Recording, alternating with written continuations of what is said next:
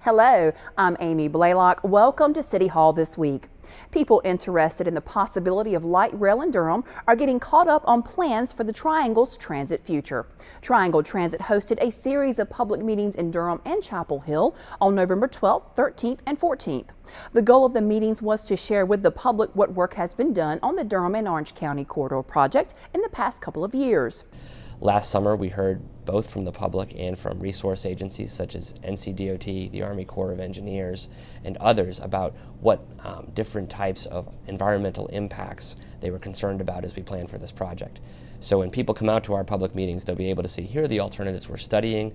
These are the types of impacts we're going to assess, and those include things such as noise, vibration, impacts to natural and cultural resources, historic properties, and low-income and minority neighborhoods.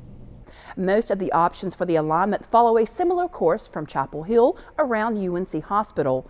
It then goes along Highway 54 toward exit 273, up along I-40 to the 15501 interchange, on into central Durham through the MLK area, around Duke University campus, downtown, and then into East Durham by Austin Avenue. But within that area, there are a few variations. There are multiple station sites around Duke University that have different merits, and we're interested in what types of, which stations people think make most sense over there. Within Chapel Hill, there's an alignment called C1 and an alignment called C2. The local governments over there have expressed an interest in C2, but we want to hear from citizens about which ones they prefer and why. Even within the C2, we've identified two sub-alternatives, C2A and C2B. We'd like to know what they think is the most interesting and best way to execute the project. And then finally, within Durham of particular interest is around the New Hope Creek. We heard extensively from the New Hope Creek Advisory Commission about some resources they're concerned about there. So there are two alternatives, in addition to the primary alternative, to look at how we can cross the creek in a way that makes sense.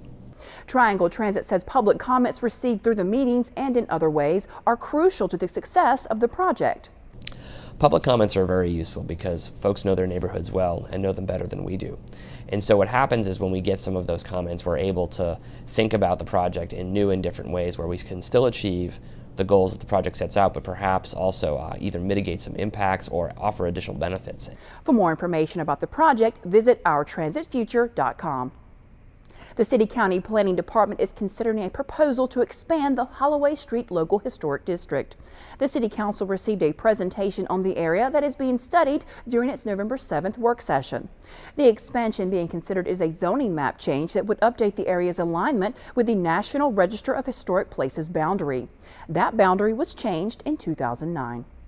A significant waterline replacement and water meter upgrade project is about to get underway in downtown. The work will include replacing approximately 12,000 feet of water lines within the downtown loop that were installed in the early 1900s and upgrading 25 water meter boxes. The new mains will be sized to accommodate current demands and future growth. The mains replaced during the 2005 Chapel Hill Main Street Streetscape project will not be included. The project is expected to have a number of impacts on pedestrians and traffic. These include multiple road and lane closures. The work will take place predominantly in existing roadways. There will be work taking place in sidewalk areas, and there will be traffic control and signed detours. Project managers are still trying to determine the best possible way to minimize these impacts. The first phase of construction is set to begin in April. For more information about this project, a public information meeting is set for Tuesday, December 10th from 6 to 8 p.m. at the Durham Armory, located at 220 Foster Street. City employees are continuing their efforts to prevent fraud in the workplace. The Audit Services Department held its annual Fraud Prevention Awareness Symposium on November 8th. The theme for this year's event was You Make the Difference. The program is designed to educate and inform city employees about how they can make a difference in the prevention of fraud, waste, and abuse. The city's false alarm ordinance is seeing some big changes. Find out how they'll benefit all Durham residents when City Hall This Week continues.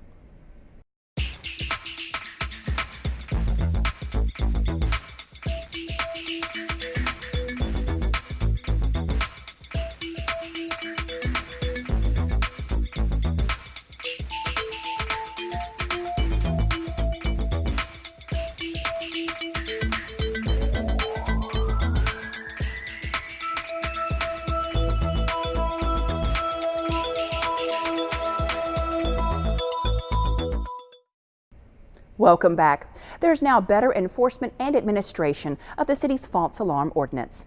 The new company handling the false alarm program uses exclusive software that coordinates alarm registrations, false alarm notifications, billing, and collections for the city. The goal of the program is to reduce the number of false alarms responded to by police and fire officials, enabling them to be available for higher priority crime reduction efforts. The company, Public Safety Corporation, offers free online alarm registration and has a dedicated customer support team to provide service Monday through Friday. All City of Durham alarm users and providers are required to register under the law. For more information, visit the website on your screen or call 877-665-2982. The Durham Police Department's Forensic Services Division is now officially accredited in the area of forensic inspection. The accreditation is based on an extensive assessment of the unit's procedures, technical qualifications, and competence in conducting specific inspection activities. The department's Forensic Services Manager says it ultimately means that there are more checks and balances in all of the procedures they perform. The police department is also recognizing the accomplishments of some of its own. A promotion ceremony was held on November 7th at Duke Memorial United Methodist Church. 21 recently promoted employees were recognized, including 19 police officers and 2 non-sworn employees.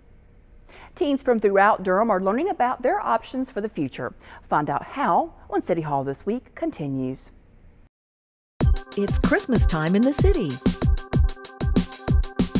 As you plan and celebrate this season, Durham Police Department offers a variety of Yuletide safety tips and resources.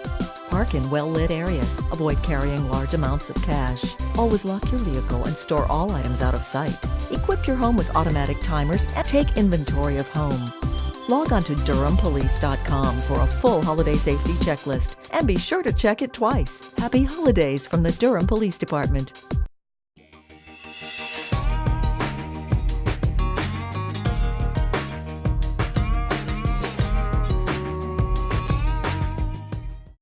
Welcome back. Here's a reminder now about the changes in city services for the upcoming Thanksgiving holiday. Most city offices will be closed on Thursday, November 28th and Friday, November 29th. There will be no solid waste, recycling, bulky item, or yard waste collection on Thursday, November 28th. Collection for Thursday customers will instead occur on Friday, November 29th. Customers that normally receive their bulky item and yard waste collections on Friday will receive their collection on Monday, December 2nd.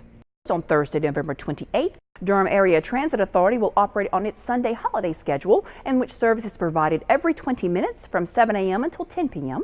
For more information about these and other holiday schedule changes, contact Durham One Call at 919-560-1200. Teens from across the city are now more aware of many of the options available to them when it comes to higher education, employment, and community support services.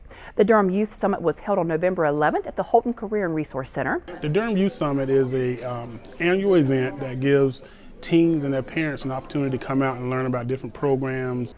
The free event was open to youth ages 14 to 21 and their parents.